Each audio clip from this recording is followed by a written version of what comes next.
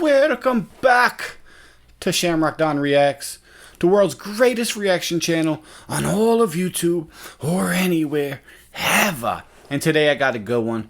I am reacting to Gary VIDER has a new special out called It Could Be Worse. So Gary VIDER has been doing stand-up a while in the New York comedy scene, which to me is the best comedy scene. And he is absolutely hilarious. And his story is even crazier than anything. So his story, I think he has talked about it on a couple podcasts, and he's releasing a podcast series about it. But his father was a scam artist in which he had his son act like he was a worker for Sports Illustrated and would get him into the Garden for every single event, whether it be Jordan or hockey games, Game 7 of the finals of hockey. Or it was insane. He has pictures with all these people, but he wasn't allowed to talk about it because his dad was a scammer and a liar. So it's an incredible story, but even better than that is his stand-up. So Gary VIDER is the king of deadpan comedy. For me, I love it. You don't always have to tell a story or always have to be animated in your jokes. Sometimes you can deliver with just joke, joke, joke, joke, and it kills. I love it. I don't understand how his special's been out a month and it has 100,000. What is he getting? My kind of views? I don't get put into algorithm. Gary VIDER doesn't get put into the correct algorithm. He should have 1 million views by now. There's so many other specials out there that are not as good as Gary VIDER. I'm telling you. So you could either watch it here. I think you should go to his page, watch it there, then come back and watch it here. See my reaction. Let's take a look. It Could Be Worse, Gary VIDER. Thank you. Things have been going all right for me. My wife and I, we had a new baby back in October. So, thank you. He's a big kid, 98th percentile in height and 98th percentile in weight. So I'm 100% sure he's not mine. He's going to have a lot of those. Just instant joke, I'm telling you. No, I know he's mine because we had him through IVF, in vitro fertilization. If you don't know what that is, that's when a doctor takes a fertilized egg and puts it inside you. And the first few times it did not work. And finally, I was like, can you please do it to my wife?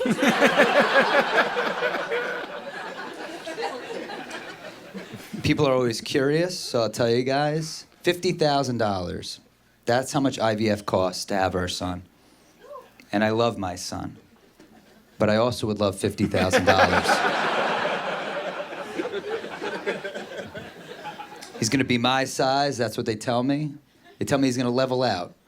He's going to be exactly like me. And I'll be honest, for $50,000, I expected more for my money.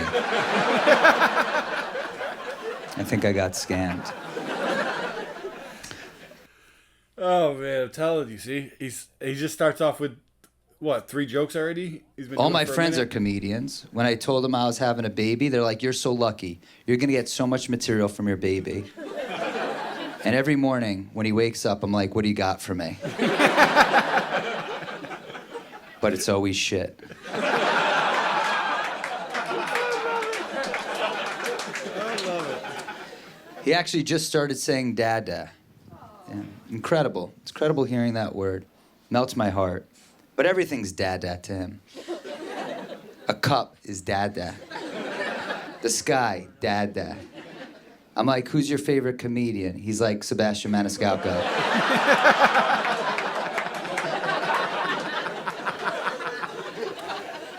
As a guy, we do nothing during the birth. All my wife wanted from me was just to be there. That's all she asked. And the hospital did this for me. They gave me the option of where I could sit. They're like, do you want to sit by your wife's head where you get a pretty good view of the baby coming out? Or do you want to sit by your wife's feet where you get a great view? I'm like, I want to sit in the waiting room. But I couldn't pick that, so I was like, all right, I'll go by her head. Next thing they did, they pulled in a stool for me to sit on. The stool had no back to it, and I sat on that stool for 8 hours while my wife was in labor, and I wanted to tell her how uncomfortable I was.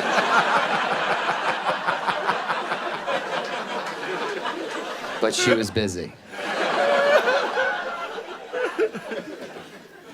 We also have a 3-year-old. And I tell you, it's been a difficult adjustment for him. Because before, he used to get all of our attention. But now we have a new baby who we love way more than what's-his-face.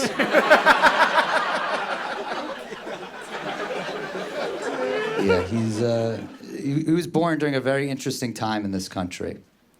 He was born during a very interesting time in this country. He was born on June 3rd, 2020, the height of Black Lives Matter. Yeah. A lot of racial tension was going on this time. A lot of civil unrest was happening. And while that was all happening, I was in the delivery room. And all I could think was that if he comes out black, which would mean my wife cheated on me, I'm gonna have to act happy about it. I can't be upset, that'd be racist. So I was prepared in case. I'm like, all right, the doctor's gonna hand him to me. He's gonna know what went down. He's gonna be like, geez, this is not what you were expecting. And I was gonna be like, this is better than I was expecting.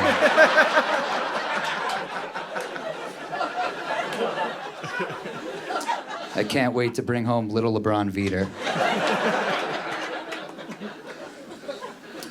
Trying to teach him stuff, trying to teach him colors.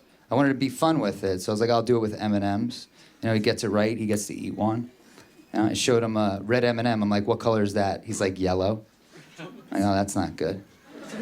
I showed him a blue M&M. I'm like, what color is that? He's like, green. You know, this went on and on. He didn't get any right. Still gave him some M&Ms, though. I tell my wife, and she goes, I hope he's not colorblind. I'm like, let's hope he is colorblind.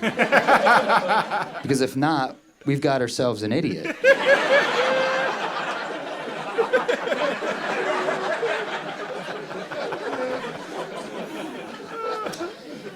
You're told to cherish these times with your kids because it goes by fast. They grow up so fast, and they really do. And now as a parent, I see it. Both my boys already have hair in their balls. Yeah.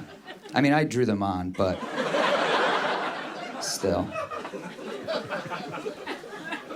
I was with them the other day, and I'm pushing the stroller along with the baby in it, and my 3-year-old, he's riding his tricycle. And coming towards us, walking in the opposite direction, was this woman. She was walking her pit bull, and her pit bull had on a tie. And I see them coming, so I just move my sons a little bit over, and this woman yells out, "What's your problem? Can't you see? He's a friendly pit bull. He has on a tie." I'm like, yeah, lady, I see that, but I'm not gonna take that chance. How would I explain that to my wife if our kids were mauled by that dog? Honey, I'm so sorry. I thought he was on his way to a business meeting. He was dressed for success, so. My wife would have seen that pit bull coming a mile away. Maternal instincts. You know, mothers are truly incredible. She's on top of everything before it's ever a problem. She told me this, she's like, I got this app. I want to be ready when our boys start using a computer. I'm like, they're 9 months old and 3 years old. Do we need this? She's like, we need this. She's like, this app will let us know any website they visit, even if they delete something in their search history. I'm like, do we need this? She pushes a button, up pops up a bunch of adult sites, recently visited on her home computer. And my wife was mad, very mad. And I was like, let me talk to them.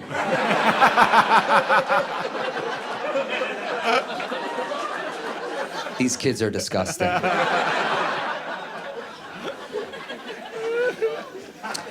My wife said to me, she goes, hypothetically, she likes to do those. She goes, hypothetically, if we had an intruder in our home, would you be able to protect our family? And I'm like, hypothetically, yes.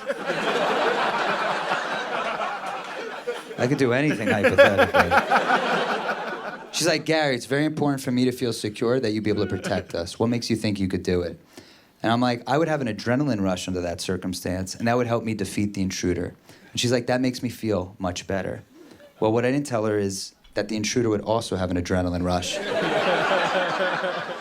And his would be way better than mine. He'd kill us in seconds. Plus, I know my body. In that situation, it would not even pump adrenaline. It would pump estrogen. I'd be dealing with that. I get it. My wife, she wants a man who makes her feel safe. And that makes two of us. She has a fear of being taken. She saw that movie 20 years ago, and that's where this all comes from. I tell her, you have nothing to worry about. In 20 years, no one has ever made an attempt. And I don't mean to sound rude or anything, but she's not primed to be taken. I know her very well. She asks a lot of questions. She repeats herself. If that movie was about my wife, it'd be called We Can't Take Her Anymore. We've had it. Oh, man. Telling you, he's one of the most underrated, unappreciated comedians out there. Her new thing is she wants to get a gun. She's like, Gary, we have to get a gun, but we have to put it in your name because my name would get flagged because of this bipolar medication I was on a couple years ago. I'm like, okay, I'm gonna have to go ahead and flag that as well.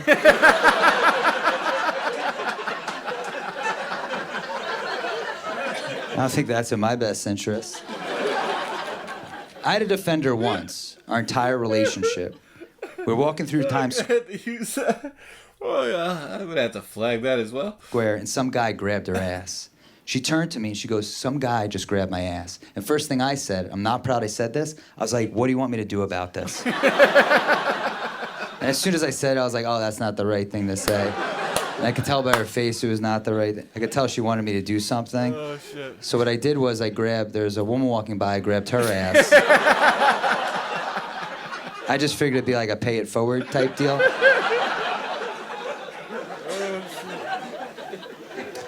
I've never been in a fight. I've been punched in my face. It was a mistake. The person who did it afterwards, he's like, I'm sorry, I thought you were someone else. He punched me in my face and then apologized. I apologized back. I'm like, I'm sorry for looking like that guy. I wound up with a black eye. And when you get a black eye, you should look tough. Immediately, you should look tough if you get a black eye. It did not have that effect on me. I remember I was walking around with my wife with it. I thought people would see me and be like, that guy fought another guy. But with her by my side, they were like, I think she hits him.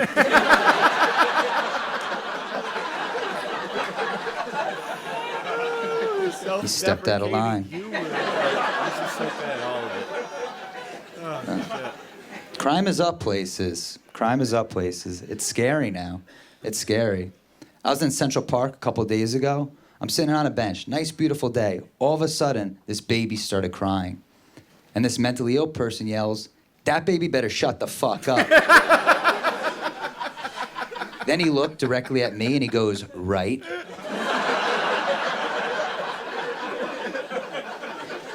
I looked at the baby, I'm like, you better shut the fuck up. You got a problem on her hands, baby. But, yeah. I'm too short to be tough. I'm a short guy. Any other short guys here? Make some noise. All right. Thanks for coming out, little buddies. I appreciate it. I told you. We're living in a tall man's world, right? People love a tall man. That's what it's about. That's where it's at. Short guys, we had our moment in the sun, 2022. They gave us short kings. Yeah, thanks, but no thanks. It's insulting. I want something good. Women have big is beautiful. That's great that we say that, right? We don't believe it, but we say it. I think that's nice. How about small is sexy for guys? See, no support. This is what I'm talking about. We have plus size models for women. How about minus size for the fellas? You guys don't care. Nobody cares. Starbucks, they care. When I walk in there, small's a tall, and I appreciate that. That's just good business. There's a lot expected of guys. Guys are supposed to work out. I don't want to work out. You know, there's a strong man competition. I say there should be a weak man competition. Iron Man, how about an iron deficient man as well? And my point in all this is that guys get body shamed. We do. Guys get body shamed if we're short, or if we're bald, or if we have a small penis. And some guys out there get body shamed for all three. It's got to be a horrible life for whoever that guy is.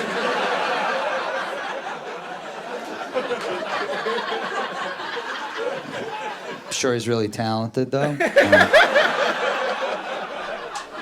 But I believe in God. I do. I took about 30 years off, but now I'm back. This is why I believe in God. I just want there to be someone when my life is over to complain to about the life I had. That's why I do it. I want some upper management. I go up there, God's gonna be like, time to talk about your sins, and I'm gonna be like, I have some notes for you, pal. What was that? I'll definitely mention like the fact that I'm bald. And I'll be like, well, you couldn't just give me hair? That would have been a nice one. But 3 years ago, I had hair. Yeah, I had hair 3 years ago. I'm not saying it was a great amount, but it was an amount where my friends were still positive. I tell them I'm going bald. They're like, you're not going bald. I'm like, are you sure? My dad's bald. And they'd be like, just because your dad's bald doesn't mean you'll be bald. It runs on your mom's side. I'm like, she's bald too.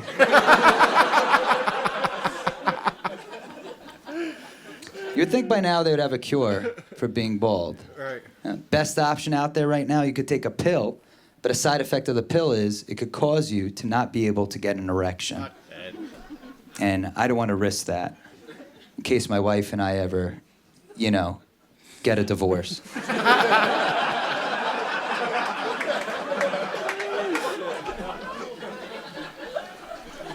They tested that pill on animals first. That's pretty messed up. I just imagine there's some bald, limp-dick monkey walking around the jungle all depressed. Like, fuck. My dick doesn't work. There are 2 stages of being bald. First stage, denial. Second stage, acceptance.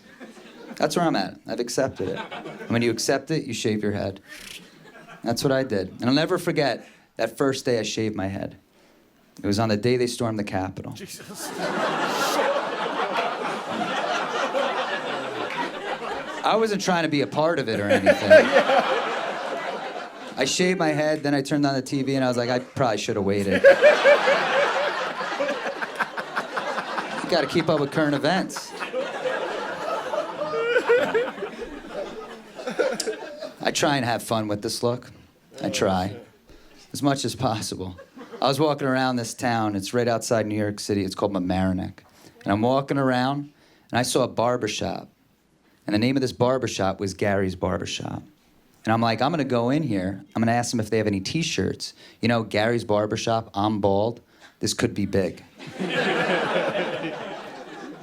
So I walk in, there's one barber, he's cutting somebody's hair, and I ask him, I'm like, do you have T-shirts? And he goes, huh? And I go, do you sell T-shirts? And he goes, what? And in my head, I'm like, am I saying it weird? And then I'm like, my name's Gary. Do you have any T-shirts that say Gary's Barbershop? And he was like, do you have a barbershop? I couldn't believe how quickly this went off the rails. I didn't know how to explain it any clearer. I was like, I'd wear the T-shirt as a style. It would be a cool look. Finally, he got it. He was like, we don't carry T-shirts. We never have. We never will. No one has ever asked me this before. There's no need for them. Nobody would wear them. That's what he said to me. And I walked out of there. I felt worse than when I walked in. And about an hour went by. I called up the place. I didn't change my voice at all. I was like, hi, do you have T-shirts? He's like, are you the guy who was in here an hour ago? I'm like, no. He's like, somebody who was just in here trying to buy Gary's Barbershop T-shirts. I'm like, I guess there's a pretty high demand. Stock up, buddy. Oh, fuck. All right. I like a good T-shirt. I do. I saw a guy with a t-shirt said, "My wife is my superhero." I was like, that guy's definitely cheating on his wife. How else would he wear that?